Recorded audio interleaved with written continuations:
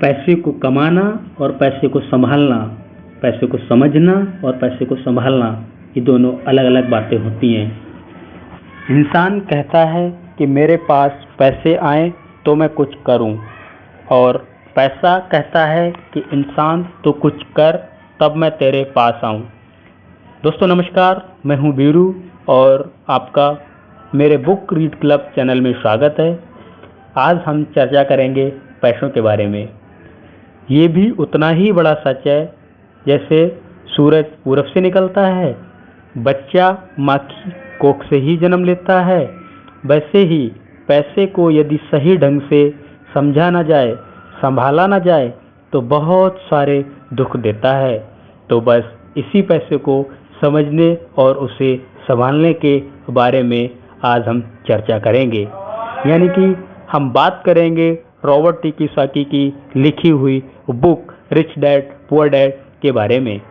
ये बुक एक बहुत ही फेमस और कई सारे लोगों की जिंदगियों में एक बहुत बड़ा योगदान देने के मामले में स्पेशली पैसे के बहुत आगे है, और इसमें जो सिद्धांत बताए गए हैं वो बहुत ही किफ़ायती हैं।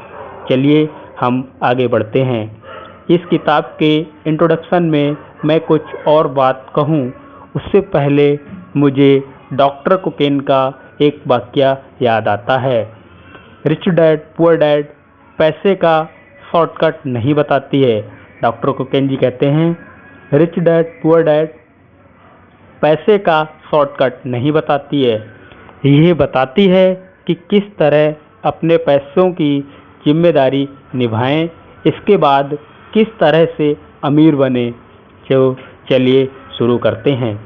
दोस्तों, जब भी बात जिम्मेदारी की आती है तो नाम याद आता है उस शख्स का जिसने जिंदगी में कितनी ही ठोकरें खाई हों, उदास रहा हो, पर फिर भी हमारे हिस्से के गम लिए और अपने हिस्से की खुशियां हमें दे दी, यानी हमारे पिता। एक वाक्य याद आता है, बताता हूँ। जेब खाली हो फिर भी हमने उन्हें मना करते नहीं देखा।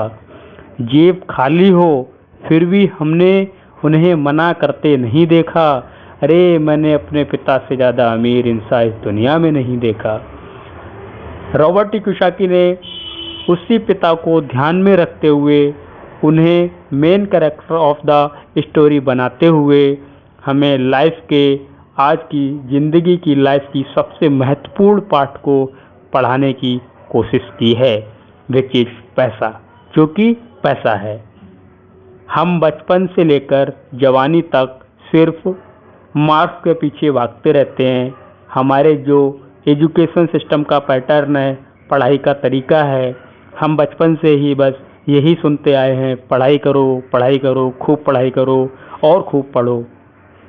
एक लेवल तक पहुंचने के बाद, एक उम्र तक पहुंचने के बाद निश्चय करो कि अब क्या करना है। रॉबर्ट टी कियोसाकी कहते हैं, इसी बात को बहुत खूबसूरती अंदाज से एड्रेस करते हुए कहते हैं, हमें पैसे को बचपन से ही एक सब्जेक्ट की तरह स्कूल की कक्षाओं में पढ़ाया जाना चाहिए। अगर आज पढ़ाई का मतलब ज़िंदगी में ज़्यादा सफल पैसे कमाने से है तो क्यों ना उस पैसे को सही ढंग से मैंने करना गुण में बचपन से मिले। स्कूल 6 घंटे या 8 घंटे के होते हैं, पर बाकी जो वक्त है वो घर पर बीतता है। यानी रॉबर्ट टी कियोसाकी जी कहते हैं कि आज की डेट में जो सफलता है वो पैसे से काफ़ी हद तक ज़्यादा तय होती है, तो क्यों ना पैसे को हमें बचपन से ही मैनेज करना सिखाया जाए, और ये बुरा नहीं है। तो कहते हैं स्कूल के 6 घंटे या 8 घंटे जो होते हैं उसके बाद का जो वक्त होता है वो हमारा घर पर बीतता है। तो कहीं ना कहीं स्कूल या घर हो, बच्चे को बचपन से ही पैसे की अहमियत, उसकी इम्पोर्टेंस, उसके मैनेजमेंट के बारे में अगर पढ़ाया जाए तो इसमें कोई गलत बात नहीं है। मुझे लगता है कि ये बात कहीं ना कहीं मिसिंग भी थी। शायद कई सालों से ये जद्दोजहद है कि इसे शुरू किया जाए, इसे समझाया जाए। बहुत सारी फिल्में बनी हैं इसके ऊपर, लेकिन आज भी हम मार्क्स के पीछे ही भागते हैं। अगर हमें पैसे को सही ढंग से मैनेज करने की कला आ जाए, अगर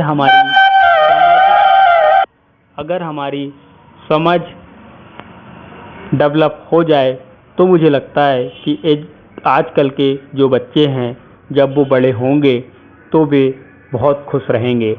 इंसान को कंप्लीट करने के लिए उसका परिवार, उसके दोस्त, उसका रहन सहन सब बहुत ज़रूरी होता है।